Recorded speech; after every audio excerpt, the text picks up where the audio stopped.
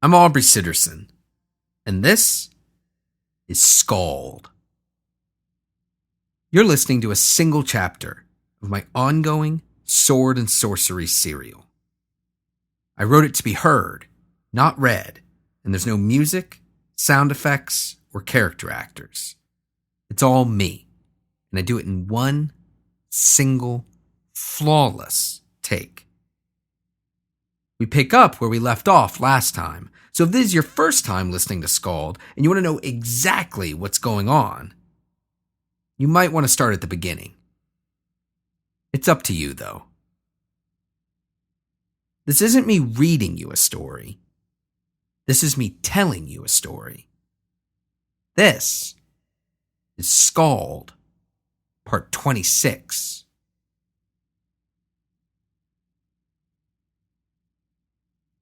Maul had struggled to sleep through that hideous laughter.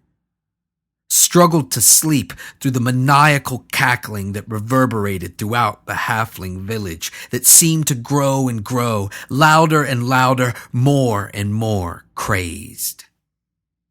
The unnatural guffaws that filled the evening air for more and more of each night, each long, dark night since Maul commanded the witch doctors to heal Xylan.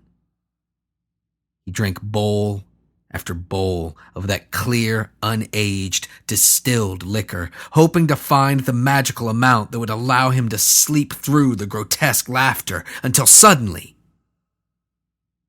it stopped. It didn't slow down or taper off. It ceased suddenly, coming to an end so harsh, so abrupt, that the resulting silence was as startling, as disconcerting, as horrifying as the laughter itself. But nature abhors a vacuum, so within mere moments the wilderness took back the night, filling the air with the sounds of busy insects, sighing birds, and growing plants.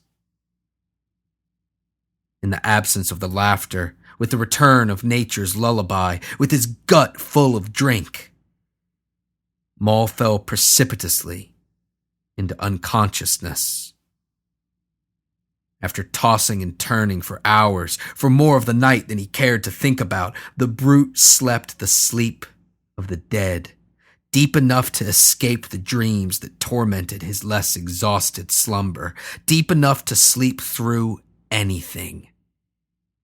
Anything but the horrified scream of sheer terror that dragged him into wakefulness. Maul sat straight up, knocking the two startled halfling girls off him. The one true king of men, the god king of the savage halflings, the stone god's avatar, looked frantically around his longhouse, doing his best to suss out the source of the scream. As he locked eyes with Skog, the curious, concerned cat beast he had known for almost his entire life, he realized the source of the noise. He recognized the voice that had emitted such a blood-curdling yell. It was his own. While draining another bowl of that clear, unaged, distilled liquor, Maul was approached by his two nighttime attendants.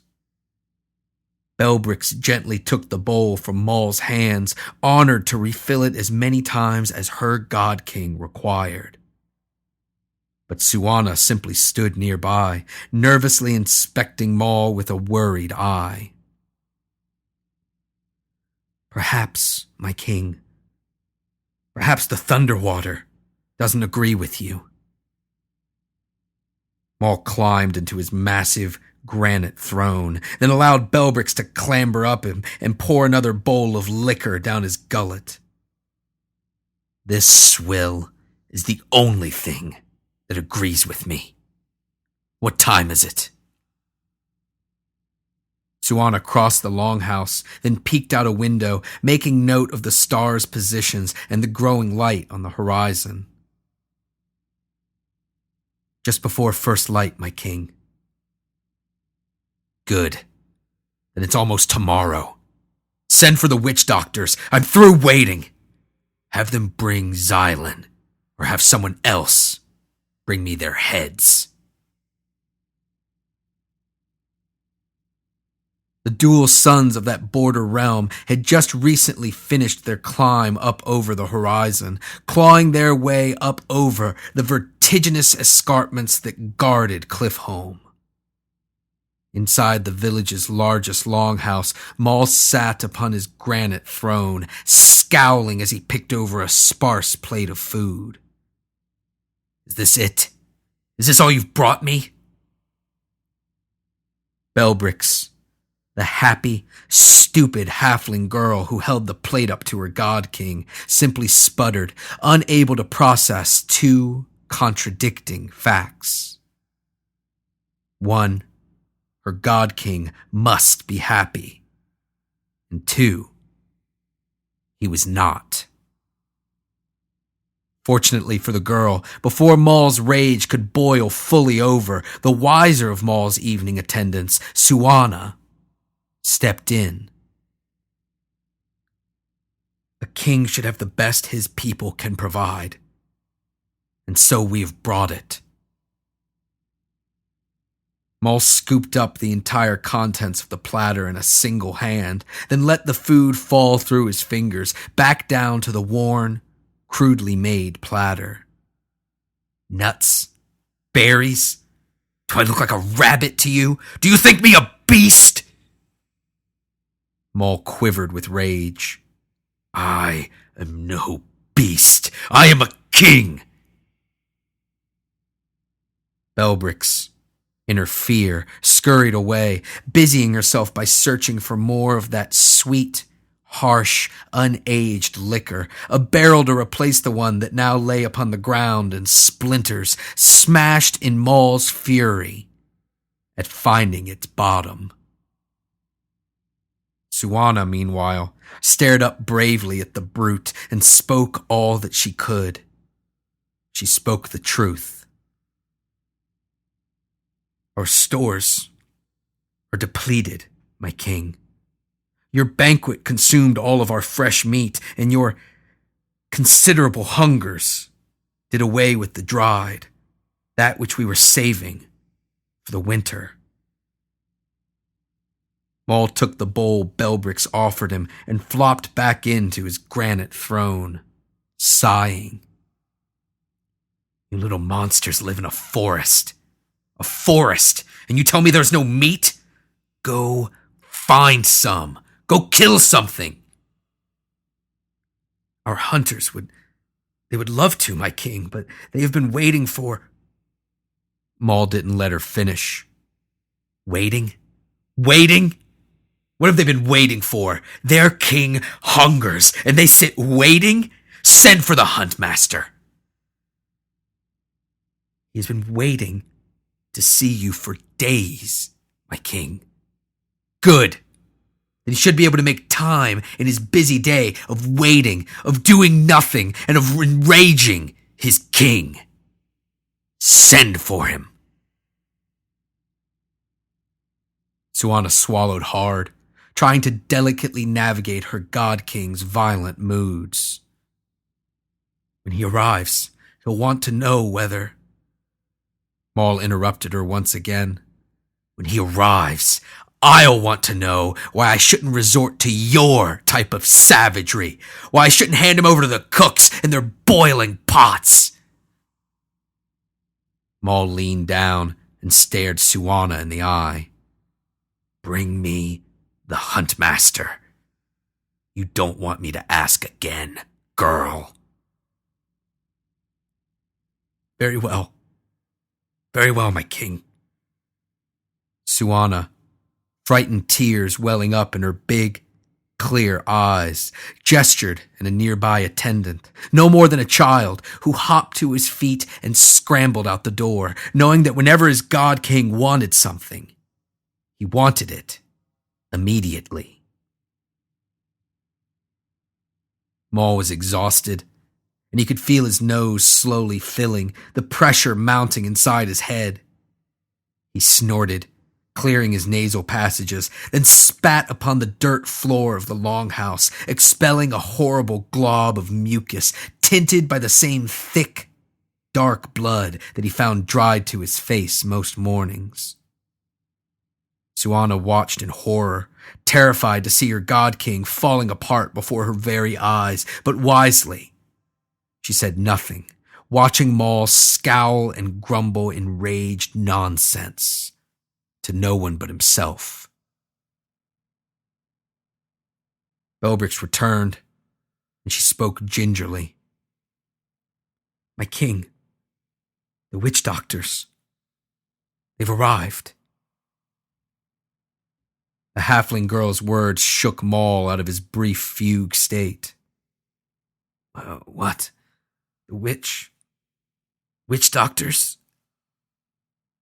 But it was only a moment before the brute's confusion was replaced by an emotion he was much more familiar with.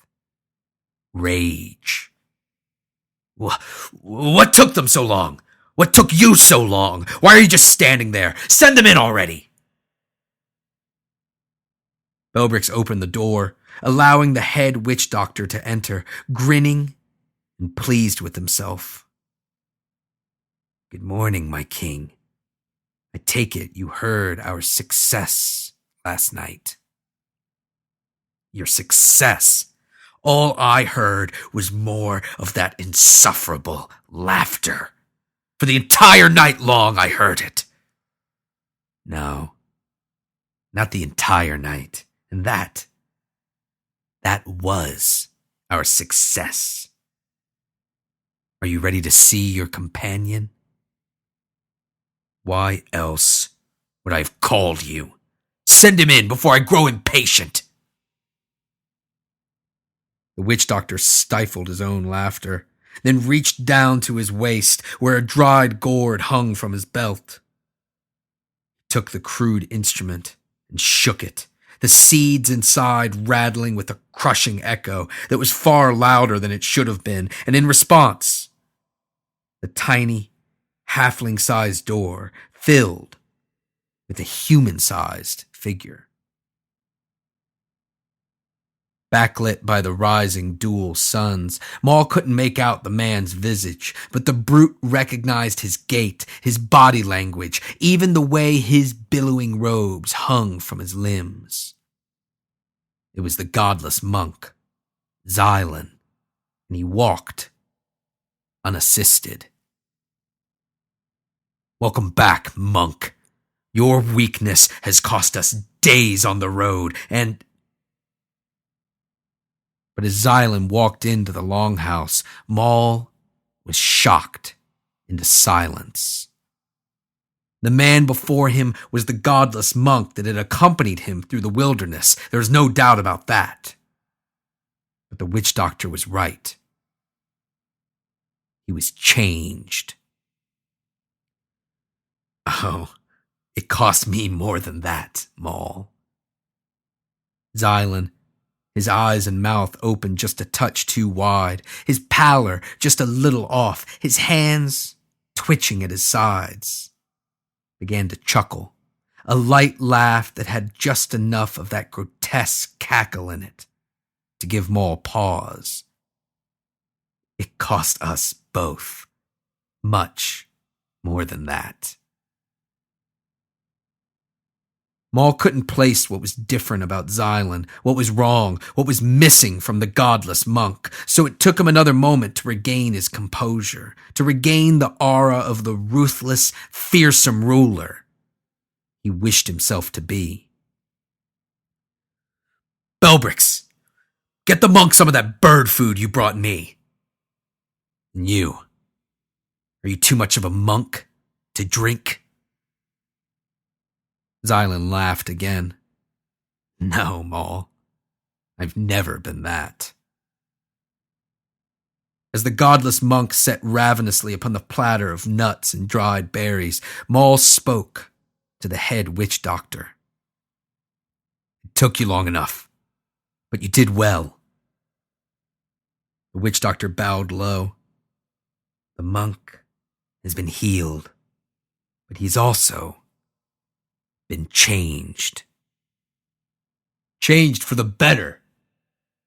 Xylan spoke with his mouth full before washing down his meal with a long pull of thunderwater. The witch doctor nodded as a frown crept over his face.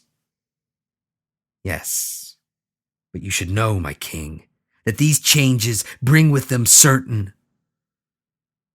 Before the witch doctor could finish, the door to the longhouse swung open again, and all eyes shot to the huntmaster, Oktar, who came swaggering into the room. I heard you're finally ready to discuss the hunt. We need to move quickly. Oktar was big for a halfling, almost 4 foot tall, and his presence was even larger. His serious demeanor and the scars on his face left him with a permanent sneer, and he wore layer after layer of animal skins, making him appear almost as stout as he was tall. While other halflings left their weapons outside the God King's longhouse, the huntmaster ignored this decree, leaning casually on his massive for a halfling 6-foot spear. Maul, furious at the interruption, at Oktar's casual demeanor, and most of all, at the lack of food in the halfling village, raged at the insouciant huntmaster. Mind your tone, you insolent little beast! Maul stood awkwardly, a night and a morning of thunderwater beginning to catch up with him. You don't tell me when to move. I tell you when to move, when to eat, when to drink. Your king tells you when to breathe. Feeling the timbre of the conversation shift suddenly, Oktar took a more respectful position and restated his needs in a more politic tone. If it would please my king, I would be happy to discuss the hunt with you. What is there to discuss? We need meat, and there is none. Go, do your job. As Maul's focus shifted to Oktar, the witch doctor winked at the grinning monk, then discreetly took his leave of the longhouse. Meanwhile, Shawanna spoke gently to her king, attempting to soothe his fury. It's not that simple, my king. If we are to take from the forest, from his forest, then the stone god must have his due. Oktar nodded in agreement. The girl's right. I've sent out my best hunters, and they've all come back empty-handed. Then your best hunters are as useless as their leader. Do I need to send SKALD to show you how it's done? Oktar bristled at the insult, but maintained his composure, less out of respect and more from fear. No, my king, because your pet would have no better luck. This forest is protected by the stone god, and without his due... Suddenly, the conversation halted, interrupted by uproarious laughter, a mocking guffaw coming from the godless monk, Xylan. The stone god? You mean your ill-formed statue on wheels? The one that now sits unattended, sits motionless in the dust, as impotent as any other god? Shawanna spoke again.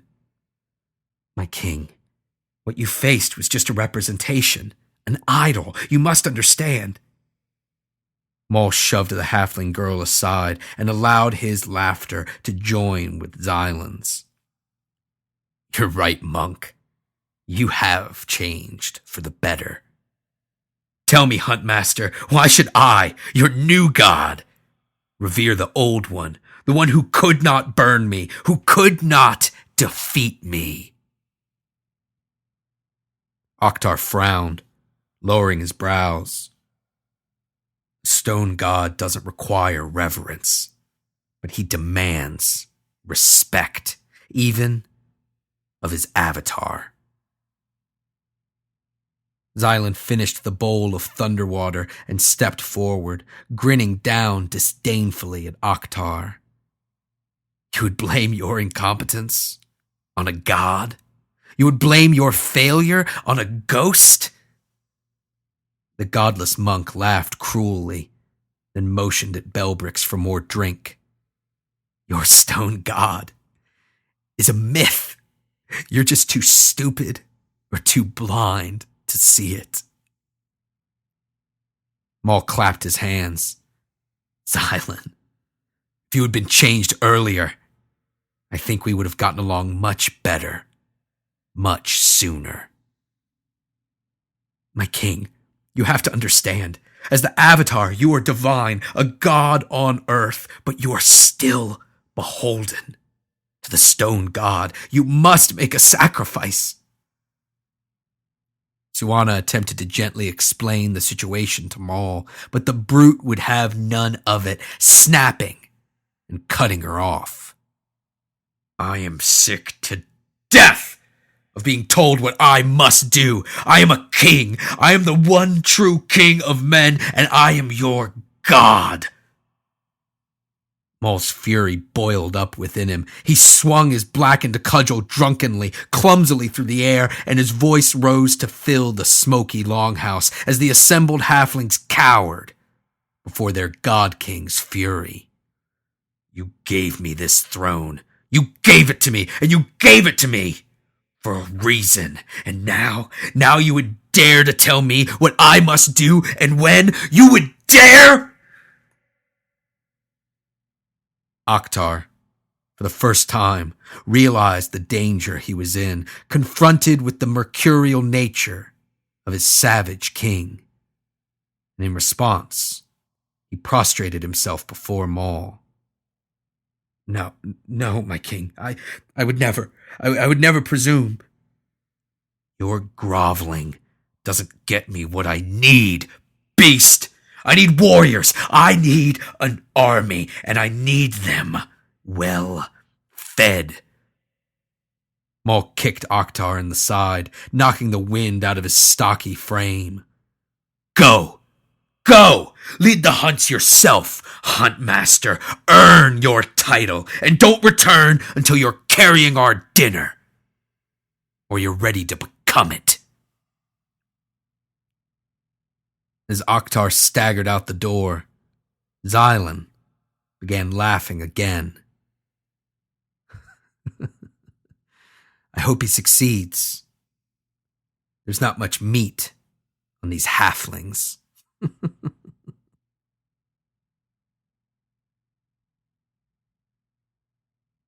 Enlith didn't know how the gnomish devices worked. She wasn't sure if anyone outside of those odd, eccentric, nervous little creatures could explain them. All she knew was that they were capable of transmitting sounds and images between the sundered worlds, capable of showing her every iota of destruction wrought by that shambling, quivering, awful thing, the one she had unleashed upon that unfortunate border realm. The Feldron. As she did every day, in every spare moment, every free minute that wasn't spent attending to matters of state, the ones too important to leave in the hands of her craven advisors, as she did as often as she could. Enlith sat and watched the footage, the grim, macabre images that came in intermittently due to the vagaries of time across the sundered worlds. She saw what her war priest saw. The shaking, loping monster tearing through the forest, not willfully destroying anything, but by nature of its very existence, its loathing seeped out and corrupted everything it touched.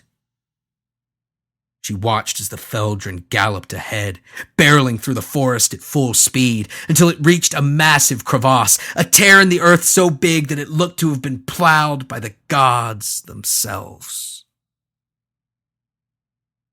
The war priest slowed down, thinking that the Feldron had made a mistake, had followed a false trail, had been overtaken with its self-loathing, or perhaps just lost itself in the hunt.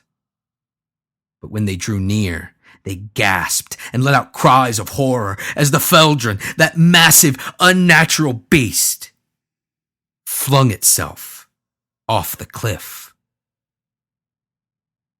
The war priests began to run once again, making it to the edge of the fissure in just enough time to see the Feldron crash to the ground, crumpling into a heap of mangled bones and the fetid substance that passed for its flesh.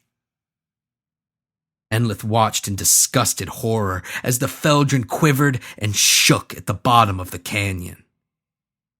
For a moment, she thought that it was over, that the beast had failed, that the carnage she had sent to that border realm had been for naught, that the sacrifices of thousands had been rendered pointless, that she had committed that unspeakable, unforgivable, but utterly necessary sin for nothing.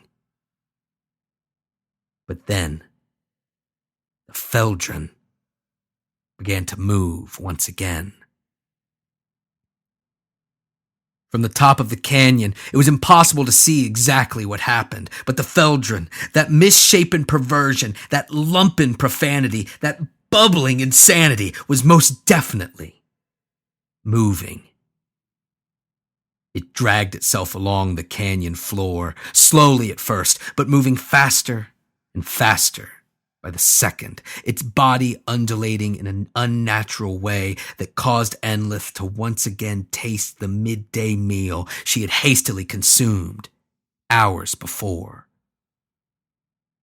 Suddenly, the picture changed as the war priests turned the gnomish device upon themselves.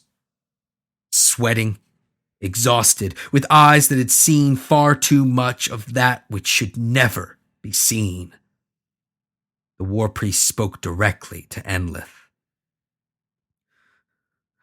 "My queen, I don't know when you'll see this, and I don't know how long it will take us, but please, please know that we will catch back up with that thing, and we will continue to follow it on its hunt, just as you commanded. I know it's not something you have to give, but please, please, patience, my queen, patience." Enlith ground her teeth and scowled, watching as the hapless war priests attempted to find some way down into the canyon, a way to continue trailing the Feldron, to uphold their duty to their queen. She clenched her fists, her nails digging into her hands, watching for as long as she could, and then, with a sigh, she seized the bell that sat upon her table. Before the sound finished echoing through the room, one of Enlith's advisors rushed in to join her, knowing better than to keep his queen waiting. Yes, Queen Enlith." The advisor bowed low. "Is there news? How may I assist you?" "The war priest with the Feldron. They all have families, yes?" "Yes, Your Highness. It's decreed by their order. It grounds them, gives them something to fight for." "Good. Have them guarded, heavily, and immediately." The advisor, confused, let his curiosity get the better of him. "Guard them? But guard them from what, Your Highness?" "Guard them from leaving, you fool. And send the war priests a message. They have 6 hours to catch up to the Feldron." Enlith, her eyes cold and unyielding, snarled at the advisor. "Or else they'll have to find something else to fight for." The horrified advisor stammered his response.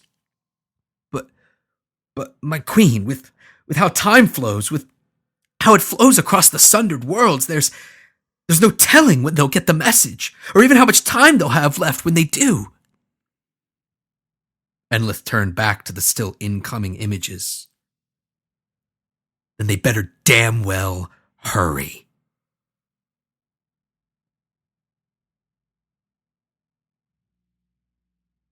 If you're enjoying SKALD, please leave a good review on iTunes so that other folks can find the show and enjoy it as well.